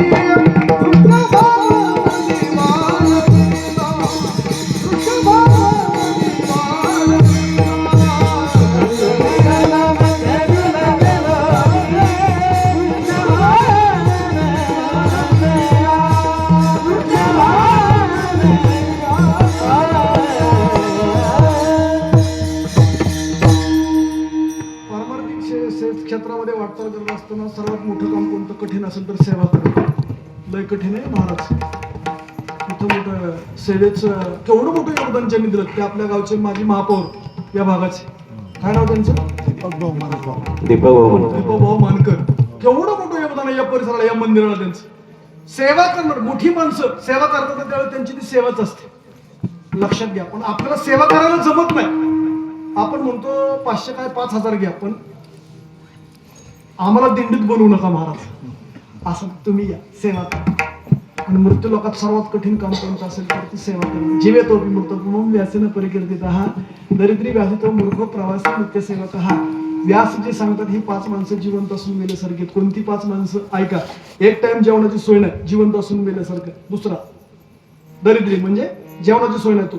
दुसरा आजारी माणूस कॉडवरती पडून मागण्याची इच्छा मरण येत नाही, जिवंत असून मेल्यासारखं आहे. तिसरा दरिद्री व्यासितो मूर्ख माणूस जिवंत असून मेल्यासारखं आहे. एवढ्या मोठ्या उंचावरती तळ्यात पाणी आहे, पंचकृषी पाणी प्यायला न्यायची, वरती येऊन खाली न्यायची माणसं. तिथे एक जण बाहेरगावचा माणूस आला आणि त्या तळ्यात उतरला, चूळ भरतोय, पाणी पितोय, त्या पायासकट त्याच्यात उतरलेला. तेवढ्या दबारा बायका आल्या आणि त्याला ते दबारात पाण्यात बघितलं. सगळ्या संगच म्हणल्या काय तुम्ही मूर्ख आहे? ते म्हणलं तुम्हाला कोणी सांगितलं? ते म्हणलं सांगायची काय गरज आहे, आम्ही पाणी प्यायला नेतो आणि तुम्ही त्याच्या सकट पायासकट त्याच्यात उतरलाय, तुम्ही मूर्खच आहे. ते म्हटलं चला आपल्याच गावातली लोक चांगली आहेत. याचा अर्थ मूर्ख माणूस जिवंत असून मेल्यासारखं आहे. दरिद्री व्याधी तो मूर्ख. रोज ज्यांच्या जीवनात प्रवास आहेत ती माणसं जिवंत असून मेल्यासारखी. त्यामध्ये 1 नंबर व्यापारी आणि 2रा नंबर आमची वारकरी महाराज मंडळी. माणसं फोन करून विचारतात महाराज लवकर या, उशीर झालाय का, ट्रॅफिक मध्ये अडकलाय का, फेटा गाडीत बांधा, जेवण कीर्तन झाल्यावर व्यस्त करून फोनवर फोन. पण एकदा का महाराज निघून गेले तर पुन्हा कोणी विचारत नाही महाराज तुम्ही पोचला का, पोचला पोचला का म्हणजे घरी आणि पोचलाच का म्हणजे दुसऱ्या गावात. आलं का लक्षात? म्हणजे रोज ज्यांच्या जीवनात प्रवास आहे ती माणसं जिवंत असून गेल्यासारखी. व्यवहारात सांगितलं नित्य सेवा जी माणसं करतात ना ती माणसं जिवंत असून गेल्यासारखी आहेत. लय कठीण काम आहे. इंद्राच्या दरबारात भूतसेन नावाचा चाकर होता. तो चाकर सेवा करत असताना चुकला आणि त्या चाकराला शाप दिला. त्या भूतसेन चाकराला इंद्राने शाप दिला, तू किरात होऊन खाली पडशील. आपल्या मालकाने दिलेला शाप लगेच त्याने आपल्या अंगावरचा वेश बदलला आणि किरात झाला, बिल्ल झाला. त्या बिल्लाची कथा म्हणजे शिवरात्रीची कथा. विडाला विडाला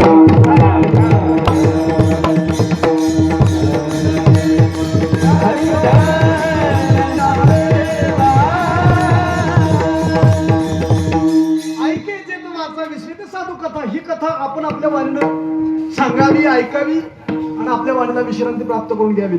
यदेला तत्तदैवतरुण असं एक प्रमाण करते लोकस्तुन वर्तते म्हणजे शिवरात्रीची कथा आहे. बस किरात झाला, बिल्ल झाला आणि मृत्यू लोकांमध्ये येऊन संसार करू लागला. त्याच्या जीवनाचा हेतू हाच. अशा 2 कथांनी सुरुवातीला सांगितलं. ज्यांचं लव आणि कुश वाल्मिकी रामानुसार घोडा अडवायचं प्रभू रामरायाचं ज्यांनी काम केलं त्या वाल्मिकींच्या जीवनाचा परामर्श घेतला. त्यांनी सुद्धा माणसं मारली. पण त्यांचा हिशोब ठेवताना असा ठेवलाय की त्यांच्या हातातला 40 ग्राम घ्यायचा आणि ते टाकायचं. असे 7 रांजण भरले. त्याने आपल्यासारखी बोलती बी लय हल्ली आणि बोलतीचा हिशोबच नाही. नुसते ब्राह्मण मारण्याचं 7 40 ग्राम ते 7 रांजण 40 ग्राम ते वाले शेजारी पुढे ते रांजण तुम्हाला पाहायला मिळतील. ती सुद्धा कथा अशीच आहे. पाप कर्म केलं, नारदजी भेटले आणि जीवनाचं कल्याण करून घेतलं म्हणजे केले रामायण. कोळियाची कीर्ती वाढली ग.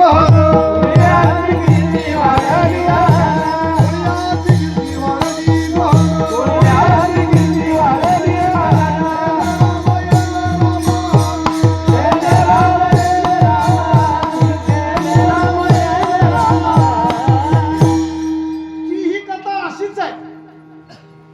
संतांची संगती आणि साधनेवरती निष्ठा ठेवली की प्रभू येण्या अगोदर प्रभूंनी कसं वागावं ही किमया ज्यांच्या लेखणीतून यावं विषयाला अनुकरण आचरण सहित मिळेल तर रामायणाच्या माध्यमातून त्या वाल्मिकी ऋषींचं जीवनचरित्र हे असंच आहे. फक्त त्यांनी ब्राह्मण म्हणजे शाळीग्राम त्यांच्या हातातून घ्यायचं आणि ते काय देत नव्हते म्हणून त्यात टाकायचं.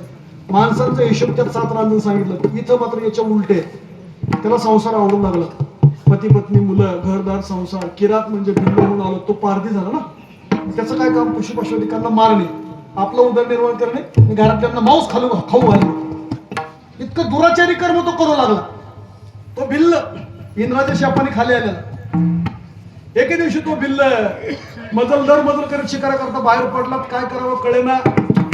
ज्या दिवशी बाहेर पडले होते ती होती दसमी दिवशी त्याला शिकार मिळाला. त्याने विचार केला की आता घरी जायचं नाही. शिकार केल्याशिवाय घेतल्याशिवाय त्याला जेवायला मिळालं नाही. दसमीचं व्रत झालं. घरून एकटाच जेवून आलता. संध्याकाळी जेवलं नाही. एकादशीला तो दिवसभर रानावानात फिरला. तळ्यावरती जाऊन बघितलं श्वापत कुठला येईना. पशु पक्षी त्याला दिसणार. आपल्याला शिकार करायचे एकादशी दिवशी काय त्याला गावलंच नाही. द्वादशीचा दिवस आला. कुठेतरी कंदमुळं खाऊन त्याने 3रा दिवस त्याने काढला. आणि नेमकी शिवरात्र सुरू झाली. 3 दिवसाचं व्रत त्याच्याकडून घडलं. पण त्याने ठरवलं होतं की द्वादशीला त्याला तिथ माहित नाही दसमी एकादशी. मी आपल्याला वारकरी म्हणून सांगतो. झाडावरती बसला. ज्या झाडावरती बसला ते बेलाचं हे सुद्धा त्याला माहित नव्हतं. बेलाच्या झाडावरती बसला. आता सावज येणार. आपण त्याला मारणार. आपल्या कुटुंबाला आपण नेऊन खाऊ घालणार त्याचं मांस किंवा त्याला मारणार. त्याला शिजवून आपण घरदारानं आपण खाणार. या विचारात तो झाडावरती बसला.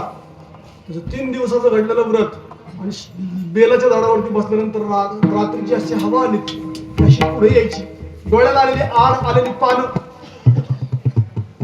पुढं प्राण्याला दिसावं म्हणून तो बेलाची पानं तोडायचं खाली टाकायचं. योग असा आहे चुकून जरी तुम्ही बिल्वदला आजच्या दिवशी किंवा शिवजींना वाहिलीत तरी त्याचं फळ पत्रम पुष्पम फलम तो भक्त प्रवेशात दम भक्ती प्रवृत्त मशनामी प्रयत्न म्हणा. हे सगळे दृष्टांत त्या 90 अध्यायातले 26 श्लोकावरती आहेत. विठ्ठल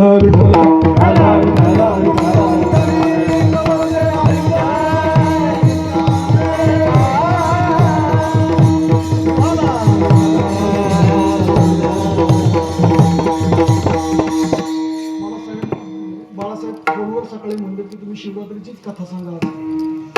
थोडस नाव इलाज 10 ते 12 असती. आपण घरी पण जात असतो. पण आज 12ची वेळ असल्यामुळे कथा सांगावीच लागणार आणि 12 वाजेपर्यंत थांबावं लागणार. तुम्हाला बी असा विषय. शिवरात्रीची कथा अतिशय गोड आहे. तो पानं खाली तोडून टाकला. पुरातन एक जुनं लिंग जसं हे जर्शेश्वराचं पांडवकालीन लिंग आहे ना त्याला उदयास आणलं. तनपुरे महाराज असतील स्वामी असतील आपण सर्व 40 गावांच्या माध्यमातून हा उत्सव इथं निर्माण तयार झालेला पाहायला मिळतो. हे पुरातन लिंग आहे. पांडवकालीन जुनं मंदिर. अजून एक पांडवकालीन मंदिर आहे. त्या गावाचं नावच आहे पांडेश्वर. पुरंदर तालुक्यात पांडेश्वर आहे. पांडेश्वर तिथं पांडेश्वराचंच मंदिर आहे.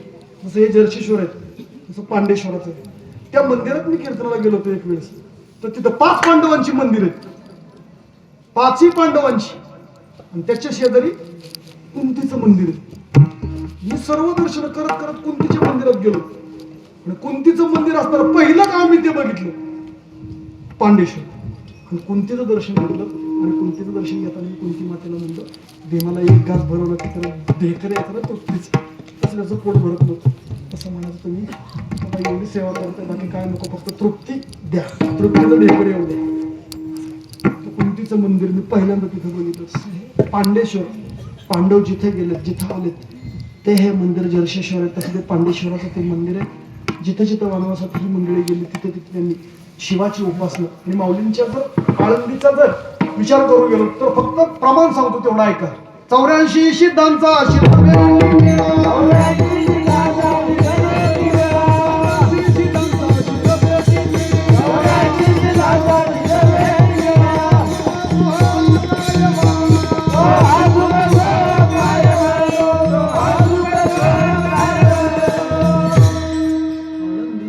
काळ पुण्यभूमी दैवताचं नाव सिद्धेश्वर दैवताचं नाव सिद्धेश्वर 84 सिद्धांचा सिद्धपेटी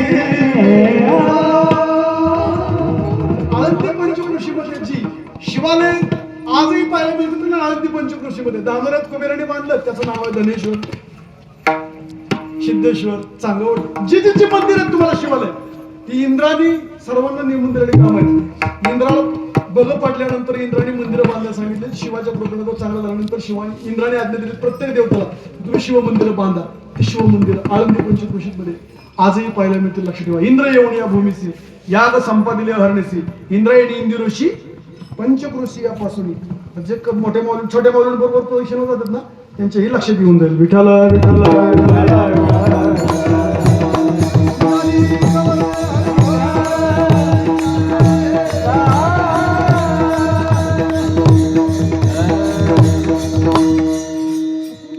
द्वादशीचं व्रत घडलं शिवरात्रीचं व्रत घडलं आणि शिवजींनी सांगितलं जाण त्याला घेऊन त्या चंड गेला पारदेला घेऊन शिवजींचे शिवदूत आले तर त्या पारदेला म्हटले चल रे त्यांनी अशी कधी माणसं बघितली नव्हती आवडावी शरीर आणि धुस माणसं त्याला दृष्टी दिली त्याने ती बघितली ती म्हटलं कोण आहे तुम्ही ते म्हणतात आम्ही शिवाचे दूत कशासाठी आलो तुला न्यायला आलो शिवजींनी तुला बोलवलंय तू आमच्या बरोबर चल तो म्हणला मला यायचं नाही मला घरदार संसार बायका मुलं आवडतात मला संसार करायचा आहे मला तुमच्या बरोबर येऊन काय उपयोग होईल असं वाटत नाही तुम्ही एक काम करा जी पशुपक्षींची जी भाषा आहे ना हे बोलतात ना प्राणी ती मला कळली पाहिजे एवढा वर द्या काय मागतोस मागून आम्ही न्यायला आलोय तू येत नाहीस तसाच तू म्हटले ते शिवदूत कैलासाला निघून गेलेत त्याला कळायला लागलं की चिमण्या जसं जसं तांबडं फुटायला लागलं चिवचिव करू लागलेत की ते काय बोलतायत पशुपशुधिकांची भाषा तुला कळू लागली योगायोग असा एक हरिण तळ्यावरती पाणी पिण्याकरता आले ती गर्भीण आहे उड्या मारत मारत मारत तिथपर्यंत आली त्यांनी बाण लावला धनुष्याला ज्या हरणीला आपण मारणार पाण्यामध्ये पाणी पिण्यामध्ये दंग होऊन गेलेलं ते हरिण आपला पारधी मारणार आहे त्याच्या जाळ्यात आपण पुरते अडकलोय त्या जाळ्यामध्ये ती हरिण अडकलेली म्हणते माफ करा मला मी गरोदर आहे माझी घरी 2 बाळ आहेत मला जाऊ द्या तू म्हणता नाही जाऊ देणार नाही माझाही तुझ्यासारखा संसार आहे तुला मारणार मांस भाजून खाणार आपल्या असणाऱ्या बहिणीला यायला का मोठ्या उशीर झाला म्हणून धाकटी हरणी म्हणजे कुरंगिणी तिथपर्यंत तळ्यावरती येऊन पोहोचली तर आपली बहीण तळ्यामध्ये अडकली दोघी एकमेकींच्या गळ्यामध्ये गळा घालताना थोरली हरणी म्हणजे कुरंगिणी हरणी सांगते धाकटीला जा माझी मुलं घरी येत तू गरोदर आहेत माझी मुलं घरी येत त्यांचा सांभाळ कर वंश वाढव पतीची सेवा कर मला हा पारधी मारणार आहेत ते म्हणे नाही दोघींना सोड आपल्या दोघींना सोडलं तरच आपण घरी जायचं दोघींना यायला उशीर होतोय असं लक्षात आल्यानंतर ती हरणीची पाडसं आपली आई काय येत नाहीत म्हणून शोधत शोधत तिथपर्यंत आली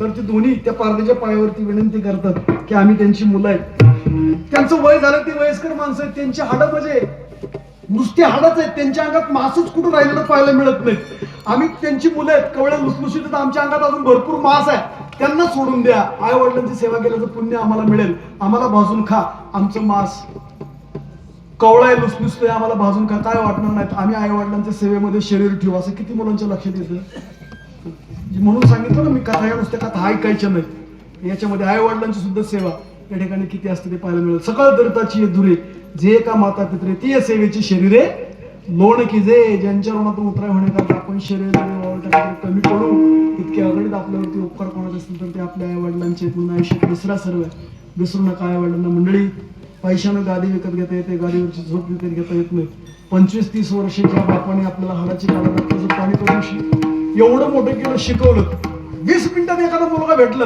तर आपण 31 वर्षांनी सांभाळत त्यांचा त्याग करून आम्हीच दाखवणाऱ्या मुलाबरोबर निघून जातो त्या आई बापांच्या जीवनातलं किती मोठं दुःख असेल त्या मुलीच्या बाबतीत आणि मुलांच्या सुद्धा बाबतीत थोडस ज्यांनी आपल्याकरता हाडाची काढा रक्ताचं पाणी केलं त्यांचा विचार करा एवढं मात्र मी निश्चित सांगेल आम्ही तुमच्या पाया पडतो ती गडबडा लोळू लागले हो त्या पारध्याच्या चरणावरती ते विचार करतो काही रानातले रानवट जंगलात फिरणारे प्राणी पण यांना कसं कळतं की आई वडिलांची सेवा करावी? मातृदेवो भव, पितृदेवो भव, आचार्य देवो भव, अतिथी देवो भव, हे कुठल्या संस्थेत असावी? कोण विचार करतोय? हा पारधी विचार करतो. मग त्याने सांगितलं ठीक आहे. हरणाची छोटी छोटी पाडसं सांगू लागली. ही माऊली आहे का, संस्कार गुरुकुल वारकरी शिक्षण संस्था अधिक नंदिनी गोशाला, त्या संस्थेत आम्ही ती पारधीच्या पायावरची लोकांनी घेऊन तिघ गडबड लोळू लागले. ते म्हणे एक काम करू, चला आमच्या घरी, आमचे बाबा आहेत. वाह, पारधी म्हणला तुम्ही मला बोलायला गुतवाला निघून जाल उड्या मारत. नाही म्हणे, आम्ही दिलेल्या शब्दाला झाकणारी माणसं आहेत. वचनच असतं, अजिबात काळजी करू नका. तो पारधी आणि ते हरणी पुढं पुढं पुढं पुढं पुढं पुढं चालू लागले. तिथं जाऊन पोचलं. तो सुद्धा राजाच होता पूर्वजन्मातला. त्याला 500 बायका होत्या. त्या 500 बायकातल्या ह्या दोघीच पतिव्रता होत्या. बाकी सगळ्या जारण मारणारे करणार होत्या. शास्त्र असं सांगते की पतीनं केलेलं पाप, पत्नीनं केलेलं पाप पतीला लागतं, पतीनं केलेलं पाप पतीलाच राहतं, आणि पत्नीने केलेलं पुण्य पत्नीला. कसं शास्त्र टाकलंय मला बी नाही माहिती. म्हणजे पत्नीने पुण्य केलं सगळं त्यांनाच, आणि पतीनं पुण्य केलं की निम त्यांना, आणि त्यांनी पाप केलं की सगळं गाड्यांना. कसं पाप टाकलंय शास्त्राने मलाच माहित नाही. शास्त्र मोठा घोटाळा. ह्यांनी पुण्य केलं की ह्यांची ह्यांना, आपण पुण्य केलं की ह्यातला आपल्या घरच्यांना, आणि त्यांनी पाप केलं की सगळंच आपल्याला. त्याचा परिणाम असा झाला की ह्या 500 बायकांमधल्या ज्या 2 सोडून असणाऱ्या बाकीच्यांचं जारण मारण कर्म केलेलं पाप लागलं यांना. हे हरणं झाले हो. आणि त्यातल्या दोघी ही पतिव्रता आणि तो राजा. त्या राजाचं नाव सुद्धा आता मला आठवेना, पण सांगेल मी, आठवलं तर सांगेल पुढं. विठ्ठल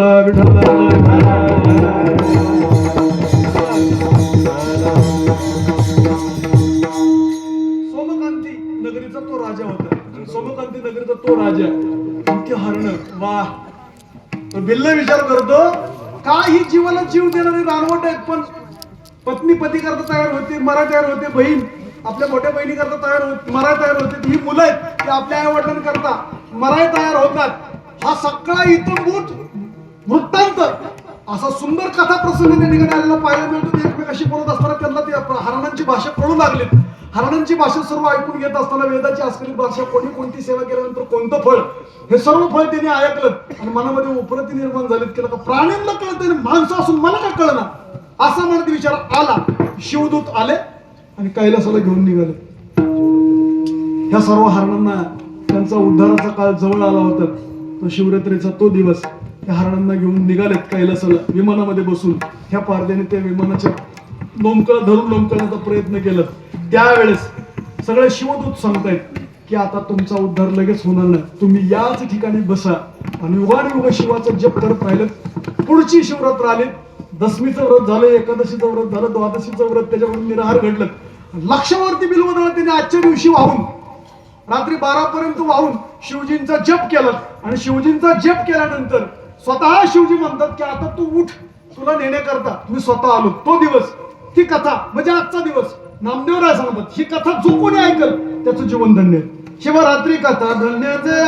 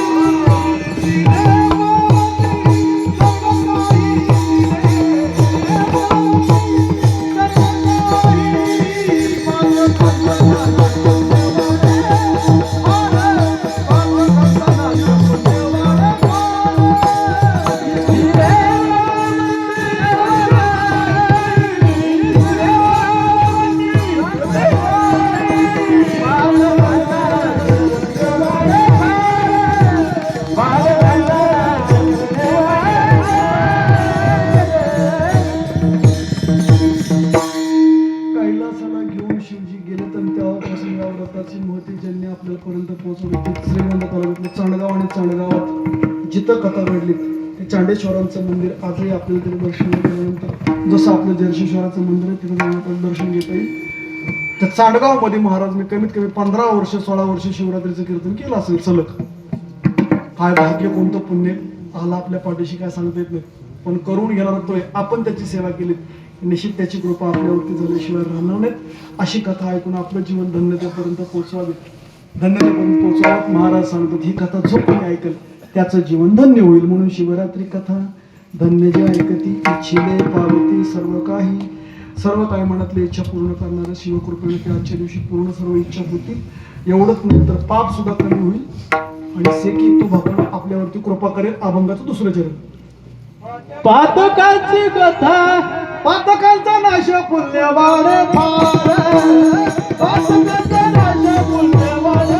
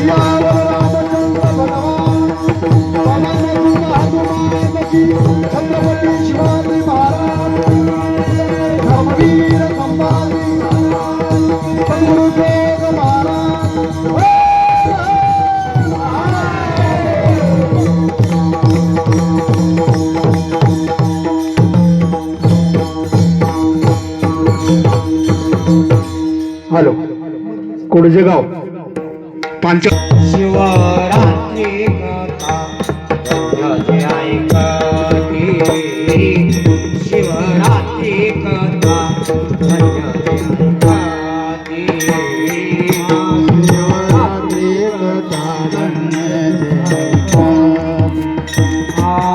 खाली बसा मावशी. चिले पावते सर्व काही चिले पावते सर्व काही चिले पावते सर्व काही चिले पावते सर्व काही सर्व काही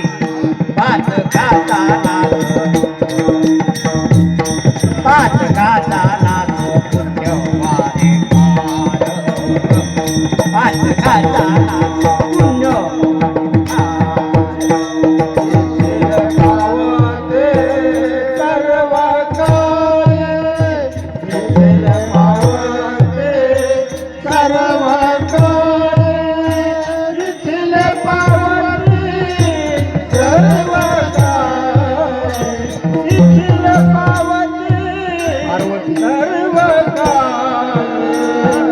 वात कांतानाच वाय